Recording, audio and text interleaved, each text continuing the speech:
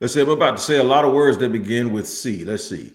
We have the coaching carousel continues with Chris Carter here today on Locked On NFL.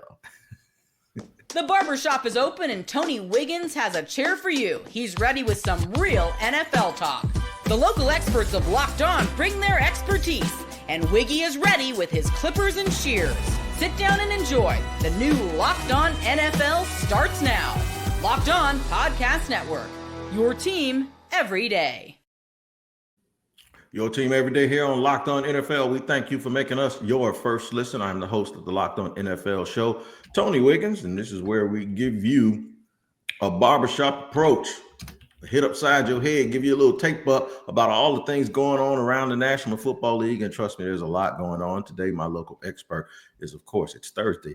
That is Chris Carter. We're going to give it to you, man. I'm going to let you know here right now what we're going to talk about. It's the third time the charm for Pitt against Baltimore. Well, we're going to see, right? Surprise candidate or two in the National Football League. That is always something that we need to discuss. Dallas denies the Bears. And guess what? The Bears, they don't think that's a bad idea at all.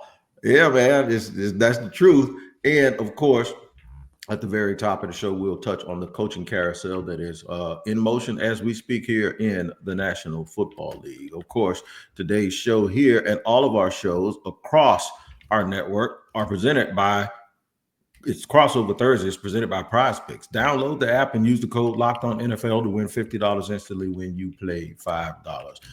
Chris Carter, I tell you what, the team I cover is going through a coaching staff. The team you have covered, and I always love saying this, they've only had to do a coaching search 3 times since I've been living. I've been living 55 years old, and the Pittsburgh Steelers have had 3 coaches. I still to this day think that is the most amazing thing in sports, my brother. I think part of it is the continuity, the stability that they've wanted to maintain over the decades. Chuck Noll went from the 60s to the 90s. Then Bill Cowher, was given plenty of time to right the ship after he had a couple hiccups here and there, and Mike Tomlin has been chugging along, got them another Super Bowl, and now he's trying to rebuild something. But the Steelers, they've been going through it. They the end of the Ben Roethlisberger era left them with a lot of empty pieces or empty spots on their roster, but they found a way to be competitive despite that, and here they are in the playoffs for the 11th time in the last 14 years. In fact, the 4th time in the last 5 years. So they've continued to be competitive, and I'll be really interested to see how they play the Ravens this week. Like you said, the 3rd time these teams are going at it. They split during the season, and it's gonna be interesting to see how these two teams play each other with how well they know each other. Yeah, and we'll definitely touch on that. I always love giving you and our striker a chance to shoot a jab or two at each other. You know what I'm saying? A little bit. It's a little friendly. It ain't like Pittsburgh and Cleveland. Baltimore and Pittsburgh is a little different. It's like, yeah, we don't like each other, but we respect each other a little bit. The problem is with a lot of these teams, man, like the one I cover, since 2020, the Jaguars are on their 3rd coaching search. And I know people in Pittsburgh, like that would be so foreign to them. It's not foreign to teams like New Orleans, because right now they'll be on their 2nd one since Sean Payton departed that team a few years back. And one of the big differences is in Pittsburgh, they understand their culture. They know exactly what they want. They know exactly who they are. All 3 of those coaches kind of had the same blueprint. Well, with these other teams, there's always, we ain't going to fix it. We just going to tweak it. And tweaking it makes you tweak. And one of those is spelled T-W-E-E-K, and the other one is spelled T-W-E-A-K, and they have 2 different meanings. The New Orleans Saints are maybe zeroing in on a tough-minded defensive type coach. Listen to Ross Jackson from Locked On Saints. The New Orleans Saints coaching search continues on, and we have a list of coaches that the New Orleans Saints have either requested or are rumored to be about to request. Like they've been a request, like we'll figure that out. The top 2 candidates are the top 2 candidates. We know them. We know who they are. Mike Vrabel, I would put at the top of the list because Mike Vrabel represents an entire change. Right after that, I would put Aaron Glenn. I think Aaron Glenn would bring a lot of change too. I think he gets a bad rap of being the Dennis Allen 2.0, which is like so unfair to him. It's just that he coaches on the defensive side of the football and used to be with the New Orleans Saints. So everybody's just going, oh, he's just Dennis Allen. but I don't actually think that that's true. I think that his leadership, his ability to connect with players, his experience as a former NFL player, a successful former NFL player on top of that means that when he speaks, people listen. I think that all of those things really make a difference. And also he's worked with some pretty hard-nosed coaches throughout his time. And I think he would bring a little bit of that intensity as well. So I think that I would separate him a bit from the Dennis Allen era. He might be more like the Sean Payton situation though. And so that's maybe where you still might go, got to get away from that Sean Payton side of it. So I get that. So that's why I put Mike Vrabel up at the very top. Listen, Chris, this coaching staff, this coaching search has driven me crazy. It's driven me crazy with the team that I cover. But then I listen to fans. Fans have a tendency to do this. They'll look at, in media, I'm not going to take media out of this. They will look at the thing that a team needs the most and think that that's the only thing that they need. And then they'll look at the thing that they need the most and think that that's the first thing that needs to be addressed. That's not necessarily true. Example, just because your offense was stagnant doesn't mean you need to just throw everything out of the window and just focus on a play caller, because Mike Vrabel is the leader of men. Mike Tomlin, Jim Harbaugh, John Harbaugh, David Campbell. I just named a whole bunch of coaches that everybody would like, and guess what? They ain't calling no plays, Jack. Right. No, yeah, that's a big part of this. You know, I think there's different coaching styles, right? Like there's the there's the micromanaging where you're gonna be oversee a specific side of the ball and you're gonna do something specific there. But the guys who are the leader of men, people sometimes forget and think like, oh, they're just rah guys. Like, no, they're not. They're involved in every stage of the game planning. They're breaking things down. They're saying, let's use this to our advantage. Let's use that to our advantage. But they use their coordinators to be, kind of the sounding boards and to kind of, to set those units up. But they meet with them every day. As if you watch Hard Knocks, you can see how involved Mike Tomlin is in every phase of the Steelers game plan, week in and week out. And Dan Campbell, he's a special teams coach. He wasn't brought in to be this immaculate offensive play caller, but he got good play callers around him, and it's worked. And so you don't need the offensive guru all the time to be your future head coach. You just need a guy who can lead the room, who can kind of put things together, be the person that everyone gets behind. And that can win you a lot of football games, just having that right guy who sets the right foundation for your talent to win games.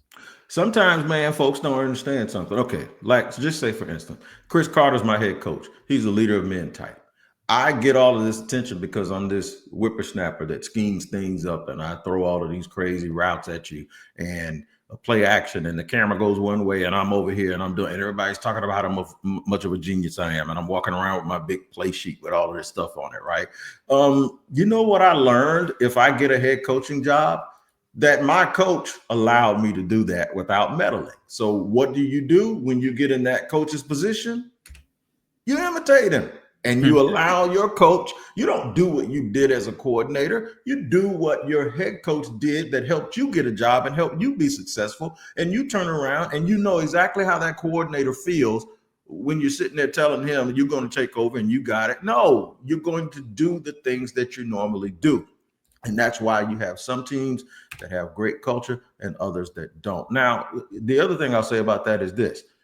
I think you can be a great caller and a great leader of men. I do. I think you can do both. But I'm talking about, what do you go looking for? Just because you see a great play caller doesn't mean he's a great leader. But I guarantee you, when you see a great leader, if he's not a great play caller, what does a great leader do? He knows how to pick the right people, right? He's going to find him one. And look no further than San Francisco and LA with the Rams. Both of those guys are play callers. I'm going to whisper something to you. But guess where people keep hiring everybody from? Their coordinators. Why? Because those guys are good too. So if a great play caller can staff himself with great play callers, why can't a leader of men staff himself with great play callers? Because everybody's always worried, if you're a great play caller, you're going to lose. Like everybody's worried about their kid in Buffalo losing, and now they're going to go, well, Josh Allen's going to be without a play caller again. No, all McDermott has to do is find another one, and we'll see if he's able to do that. All right, we're going to move forward. We're going to spend some time talking about the Dallas Cowboys, because that is always fun. And they denied somebody like at the cash register and their credit card wouldn't work. We'll talk about that in just a second here on Locked On NFL. Today's show is brought to you and sponsored by Game Time. I love going to live events, whether it's sports, music, theater, or comedy. One of my favorite members was attending a concert last year, man. I saw a rapper and a symphony, and I laughed more at the crowd out there jigging together than I did as enjoying the show. It was absolutely wonderful. Now, Game Time has made it easy for you to get tickets to your favorite events with their new feature, Game Time Picks. The feature filters out the fluff so you can get incredible deals on great seats so you don't have to waste time searching through thousands of tickets. Recently, I was looking for tickets for an upcoming event, and guess what? Game Time Picks found amazing deals, and I could see the view from my seat before I bought them. Take the guesswork out of buying tickets with Game Time and download the Game Time app. Create an account and use the code LOCKEDONNFL for $20 off your first purchase. Terms apply again. Create an account and redeem code. I'll spell it for you. LOCKEDONNFL for $20 off. Download Game Time today. What time is it? It is game time. All right, rolling along here on Locked On NFL. It seems like every single day we're talking about coaching. I'm glad I got a playoff participant on here today, and I can ask him a little bit about games because that is the season that we're in right now. Even though the playoffs are going, most teams don't have a playoff appearance. We're going to talk about two of them right now. One of them's real fun to talk about, Dallas Cowboys, because they're always talking about everything else except winning in Dallas. They got people with podcasts. They got people doing all of this foolishness. But guess what? I'll tell you what else they got. They got an owner who says, I ain't going nowhere. And I'm wondering if he's ever going to win that way. But listen to my man Landon McCool talk about that denial that he gave the Chicago Bears who sought to interview their coach. Breaking news is the Dallas Cowboys have denied the Chicago Bears the opportunity to interview Mike McCarthy. Hi, I'm Landon McCool with the Locked On Cowboys podcast, and as of January 7th, the Dallas Cowboys still have Mike McCarthy under contract for another week as his contract runs out on January 14th. So the Chicago Bears had to actually ask for permission for the opportunity to interview Mike McCarthy, and the Cowboys have just officially given their answer several days after the request, and the answer was no, which seems to indicate that the Cowboys have some plans to at least negotiate a deal with Mike McCarthy to be the head coach for the Dallas Cowboys in the 2025 season. We'll see if that actually ends up being the case, if he actually finish a negotiation and sign a deal or not, or if the Cowboys decide to move on after this. But at least at this point, it looks like there is at least some interest by the Cowboys in retaining Mike McCarthy. For more on this, make sure you check us out on the Locked On Cowboys podcast. I thought this was hilarious. And the reason why I thought this was so funny, bro, is because Dallas, it ain't like they're holding on to McCarthy just to try to negotiate a trade, because the Bears got a whole phone book full of people there, right? Mm-hmm. But I do believe that they're going to retain Dallas, and they're going to retain McCarthy. And I just thought about it. They're just a team that's going nowhere, dog. And they're stuck, and they really, really believe that they got what it takes, but it's just bad luck that's making them lose.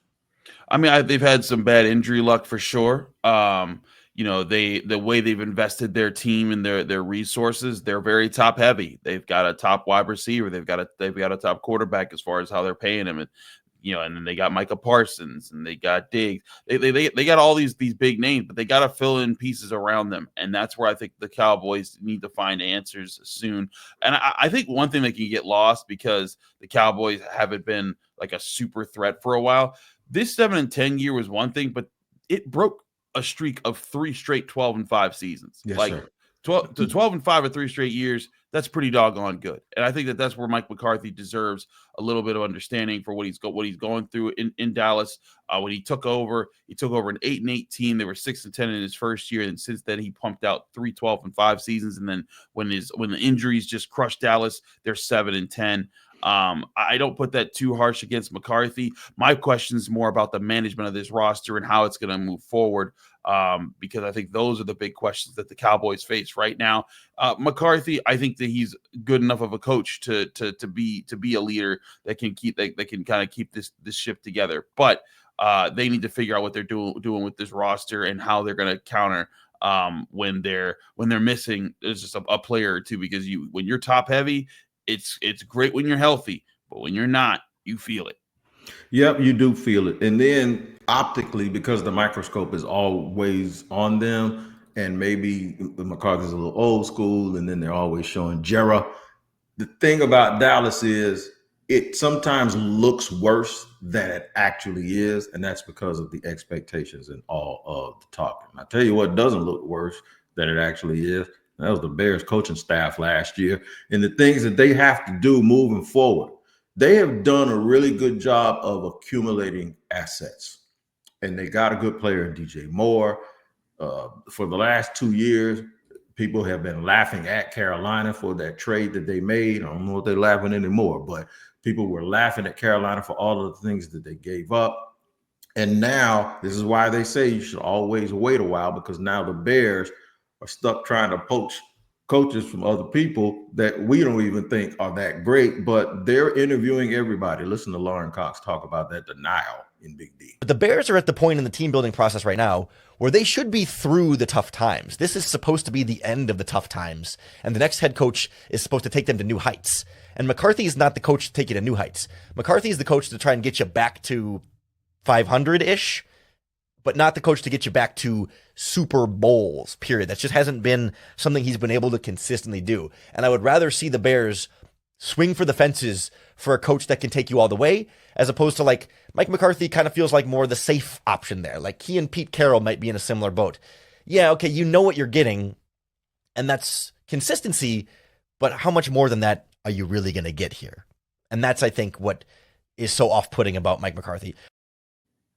I think at this point, getting a coach like that, the Jaguars did that with Doug Peterson, an older coach who had won before, who had kind of gotten pushed out, and people feel like the times have passed them. The times offensively look like they had passed Doug Peterson, and the fact that, you know, when you get a little older, man, you're like everybody's uncle, and the uncle ain't as much of a disciplinarian as the dad. You know, it's like the whole worldview is like, man, everything gonna be all right, man. Don't worry about it. And you know, to fans, everything ain't gonna be all right. So I think reaching for one of those guys brings you competence, the way 2 9-win seasons did for Peterson here after the Urban Meyer debacle. But sometimes what teams look for, especially if you're Chicago, you look around. Minnesota, 14 wins. Detroit might go to Super Bowl, probably the best team in the NFL. If not, they're the best team in the NFC. Mm-hmm. Green Bay, really got a bunch of young receivers, got a quarterback that's going to be there for 10 years, and Chicago's just sitting there looking like they're shooting for mediocrity. Look, I think part of this is you need to find the Caleb Williams whisper. That's, you invested all your franchise into making that guy the franchise guy. And if you want to turn things around, you have to believe in him. You have to give him the resources to get there. Mike McCarthy coached with Aaron Rodgers for many years. Oh. And that was a big development point. That's where he got his Super Bowl from. Obviously, those two didn't end on great terms. And then, you know, he's been with the Cowboys, and he's been trying to do that. I kind of feel where Lauren's coming from, in the sense that, like, look, you have a chance to go and get one of those young offensive-minded coaches that's meant to help young quarterbacks flourish in the modern NFL. That makes a lot of sense to go with what your structure is right now. If they didn't know who they were drafted, if they didn't have Caleb Williams, if they had all these other things, you know, then we could talk about different stuff. But right now, I think the Bears' number one priority needs to be an offensive coordinator type head coach who knows how to talk to quarterbacks, knows how to get to gear up an offense for the skill set that Caleb Williams gives you, and let that be your guide. A lot of people say this too, and it doesn't make sense. You play in Chicago. When you play in that cold weather city, it is a running team, and you need a dude. Okay, and then I look at Aaron Rodgers, Brett Favre, and Jordan Love, and I'm like, Chicago ain't colder than Green Bay. It's about the same, actually, and they throw it around up there. So I don't know why people think just because is it warm in Buffalo, Chris? I'm just wondering. You know. What about New England? Was it warm up there for 20 years when the dude made himself the GOAT? Why do we do this to ourselves and cliche ourselves to death, thinking that there's only one way to do everything? When there's an example, this is a little meme of this African dude that keeps going like this. He goes, like it's an example right in your face. You know what I'm saying? But we think things can only be done one way. All right, a little bit of a surprise candidate for me that we're going to discuss. Third time's a charm for Pitt. I'm gonna also ask if the Brock Purdy thing is troublesome, like if they're gonna pay a dude all of this money, We're going to go all around all of that stuff and talk about the Packers, too. And the Eagles ain't scared of the Packers. We'll discuss that. A lot to get into in our final segment here on Locked On NFL. Today's show is sponsored and brought to you by FanDuel. From big upsets to game-winning drives, the NFL playoffs are better with FanDuel, because right now new customers can bet $5 and get $200 in bonus bets guaranteed. That's $200 in bonus bets, win or lose. The FanDuel app gives you everything you need for live bets, same game parlays, and much more. Visit the website, and all you got to do, man, is look at those lines. You got to study who's going to play and the tendencies, and those things will never fall off. So make sure you make the right decision to get your bread in your pocket. Just visit FanDuel.com to join today and get started with $200 in bonus bets. That's $200 in bonus bets, whether you win or lose. That's FanDuel.com. Make the playoff season unforgettable with FanDuel, an official sportsbook partner of the NFL.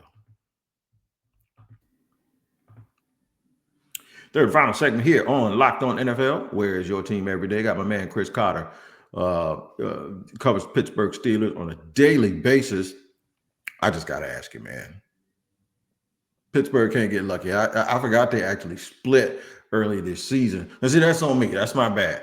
At the end of the year, Pittsburgh had probably the three toughest games anyone has had in a row, and they had them in 11 days. And people started to feel bad about the Steelers. Got a little bit of their mojo was stolen a little bit. They're going into the playoffs from Cincinnati the other day. But once you get in the show, it's a little bit different. Is there going to be a Justin Fields sighting or anything to shake this thing up? I wouldn't be shocked to see Justin Fields in the game, but not as the starter. I think that they're going to use him in different packages. I think they've wanted to get back to that, but he had an abdominal injury a few weeks ago that held him out for a few games, and then he was back healthy against the Bengals, but they didn't use him. I think they were kind of letting him get his full legs back under him. But as Arthur Smith, the Steelers offensive coordinator, said, they got to leave no stone unturned this week. You got to pull out all the stops, do everything you can. Use every asset available to you. And I think that's going to be the big thing for this Steelers team. For one, the offense is going to have to put up points. They haven't scored over 20 points in 4 straight weeks. And that is something that you can't do against a team like the Ravens that scored over 30 points in 4 straight weeks. So can Russell Wilson get back into the groove that he was before that rough stretch? Because before those 3 games in 11 days, Russell Wilson was averaging 28.4 points per game, or had the Steelers offense averaging 28.4 points per game. So if the Steelers can get back to some of that, that's great. But I think this game's still going to come down to the way that the Steelers and Ravens have often come down to, and it's defense. And if the Steelers defense can play better this time around, I think that could be a key. They played really well against the Bengals.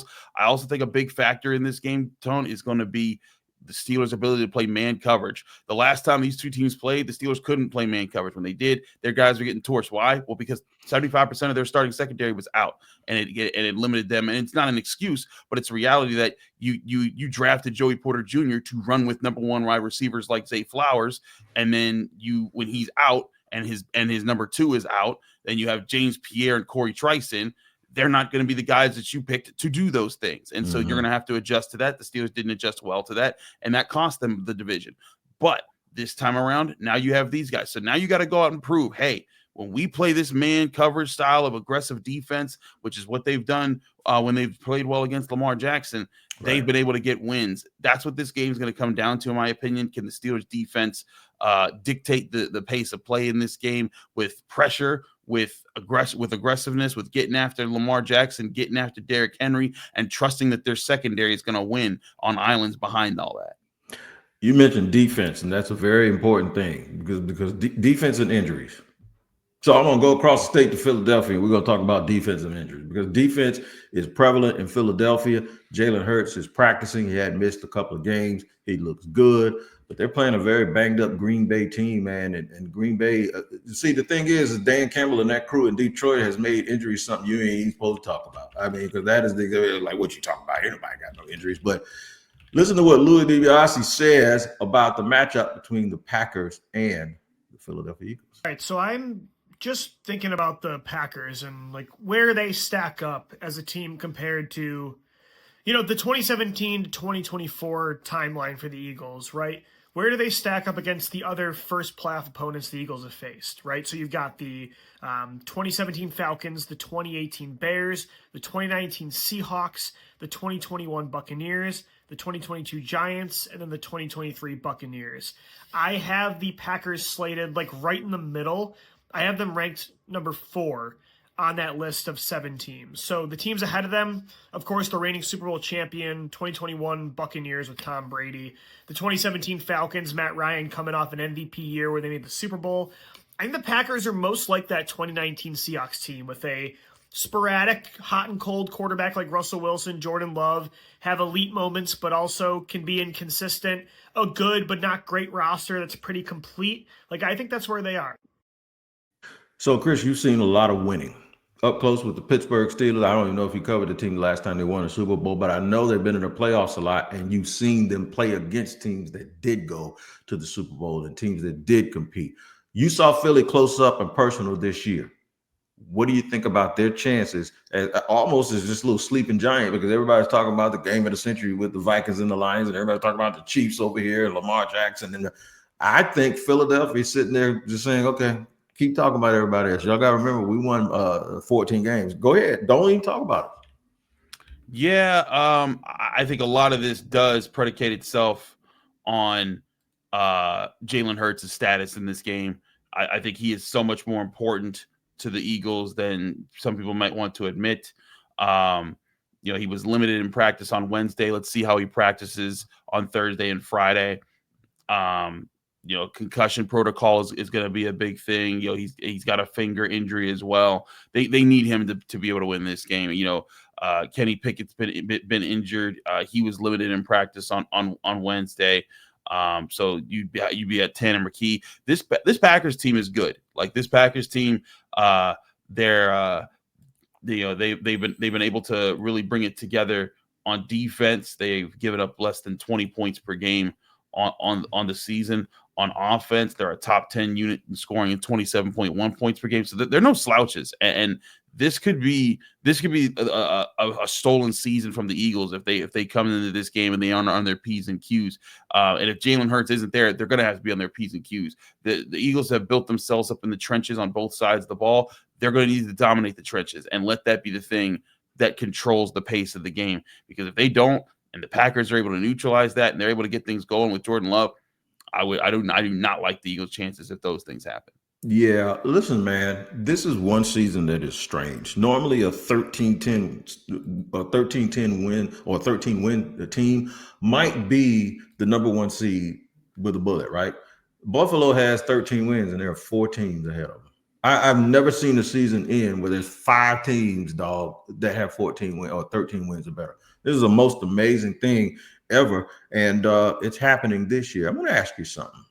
Would you pay Brock Purdy all of that money? I think you have to, but are we getting a little bit of Purdy and Shanahan fatigue? Does that stuff look really, really bad when they start losing out there and we forget how actually good they are when they're healthy?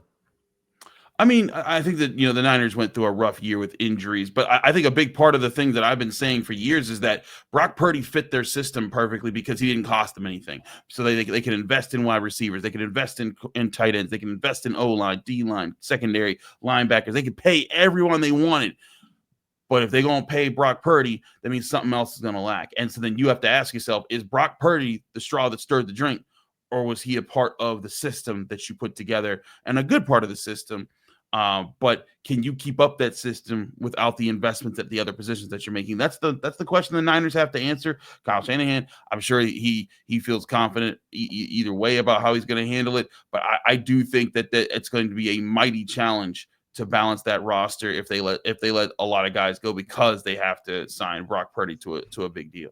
Somebody Javon Hargrave has already been the dude that they say they're cutting. They're going to let him go to save some money. I was surprised that they jumped out the window with $90 million the other day. All of these teams are looking for some consistency. I saw yesterday, I wanted to touch on this. I saw Mike Kafka, the offense coordinator from the Giants, get like a request.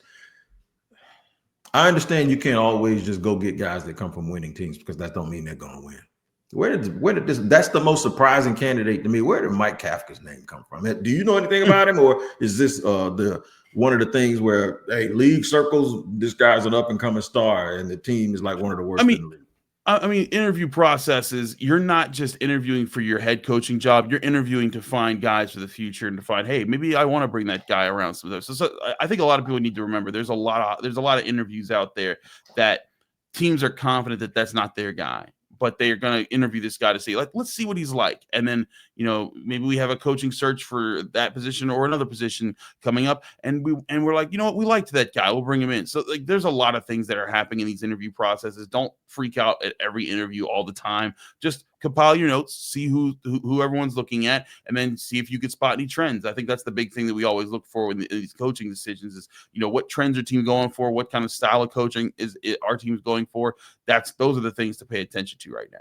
Somebody knew a few years back in Detroit because they went and got a dude named Dan Campbell who talked about biting people's kneecaps in the press conference. And right now, hey, bite on, brother. You are doing your thing, and we really, really appreciate that. All right, man, it's Thursday here. Make sure you guys stay warm. There's a cold front all across. I'm in Florida, and I'm cold today. My wife just turned the heat up. So you all right? Yeah. So I know the people that's not in Florida are cold. You guys take care of each other. Also, I want to send a special shout out. I didn't do it at the beginning of the show, but I'll do it now. That thing in California is scary. And I know people like they're rich. No, it ain't about that, man. You're losing stuff. So we want to give special prayers and we're here for you. If there's a place where you guys can go donate, I know there's some out there. Please make sure you do. It's never a good time to see people suffering the way that they are in California. So we wanted to send our blessings out to them. And to all of you, you make sure that you tap into Locked On NFL each and every day. It's a double dose of NFL action. Tyler rolling in the morning, and then me here at the barbershop with guys like Chris that can give it to you like you can't get it anywhere else. All right, Chris, good luck to Pittsburgh this weekend. Good luck to you, my brother. Stay in some good weather, and we'll see you next time here on Locked On NFL.